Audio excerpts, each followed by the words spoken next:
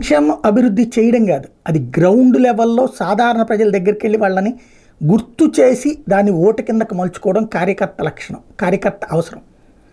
పదవులు వచ్చినప్పుడు అనుభవిస్తున్నారు, ఆపై పక్కకి వెళ్ళిపోయి వాళ్ళకి బాకాలు ఉదుకుంటూ వాళ్ళ కాళ్ళకి వీళ్ళ కాళ్ళకి ఒత్తుకునే నాయకులు ఉన్నారు తప్పించి భారతీయ జనతా పార్టీకి పట్టిన దరిద్రం ఏంటంటే సిన్సియర్గా ఉన్నటువంటి కార్యకర్తలకి సమాచారం ఎవరు, సమాచారం ఉన్నటువంటి కార్యకర్తలు బయటికి తిప్పరు. అదే సందర్భంలో వేరే వాళ్ళని మాత్రం తీసుకొచ్చి వాళ్ళకి పదవులు ఇచ్చి వాళ్ళని కూర్చోబెడుతున్నారు. ఇప్పుడు చూడండి, ఆంధ్రప్రదేశ్లోనే కాదు దేశవ్యాప్తంగా చూసుకుంటే కోట్ల ఇళ్ళు, దాదాపుగా 8 కోట్ల ఇళ్ళు కట్టారు. ఈ విషయం ఆ ఇల్లు తీసుకున్న వాళ్ళకన్నా తెలుసా? 1000 కిలోమీటర్ల రోడ్లు వేశారు. ఆ రోడ్డు పక్కన నిన్నటిదాకా ఎక్కడో లోపలకు ఉన్నటువంటి వాళ్ళకి రోడ్డు కానుకుని వస్తే వాళ్ళ ఆస్తి విలువ ఎంత పెరిగిపోయింది?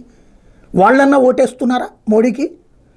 అదే సందర్భంలో 5 కిలోల బియ్యం ప్రతి ఒక్కళ్ళకి ఫ్రీగా ఇస్తున్నారు, వాళ్ళు ఓటేస్తున్నారా?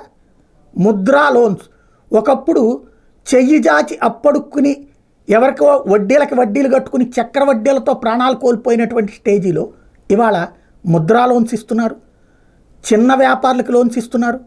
వాళ్ళు ఎవరన్నా ఓటేశారా? నిజంగా మోడీ ప్రభుత్వపు సంక్షేమ పథకాలు పొందిన వాళ్ళు ఆయనకు ఓట్లేస్తే దగ్గర 450 సీట్లు రావాలి. సంక్షేమ పథకాలు పొందిన వాళ్ళు అందరూ ఓటేస్తే ఎందుకు జరగట్లేదు? వాళ్ళకి అది మోడీ ఇచ్చాడని తెలియదు, ఎక్కడికక్కడ లోకల్ పార్టీల వాళ్ళ పేర్లు చెప్పుకుంటున్నారు.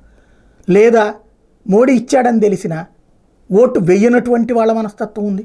అదేమంటే మాకు లోకల్ లీడర్లే కరెక్ట్ అంటారు, మా వాళ్ళ వల్లే వచ్చిందంటారు. ఇట్లాంటి వాళ్ళ దగ్గరికి కార్యకర్తలు వెళ్ళాలి, మాట్లాడాలి, క్లారిటీ ఇవ్వాలి, వాళ్ళతో కన్విన్స్ చేయాలి. ఇదే ఇప్పుడు బీజేపీలో ఫెయిల్ అవ్వడమే 240 దగ్గర ఆగడానికి కారణమైంది.